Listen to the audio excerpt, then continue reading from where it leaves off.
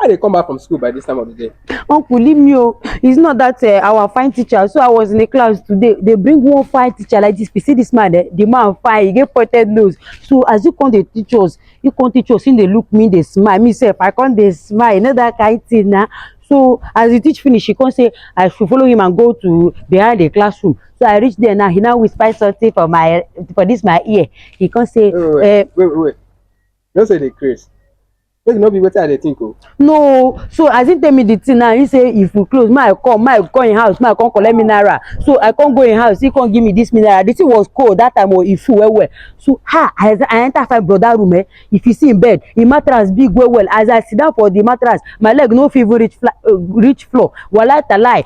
As I just sit down like that now, before you know it now, the AC for the fine brother house come open my leg. Now the AC open my leg. Oh. Now I come say okay, fine brother come wan touch me. I come remember say my mama say make man no dey touch me. I come tell her say fine brother just take a cheap pill, let me be the one taking the action.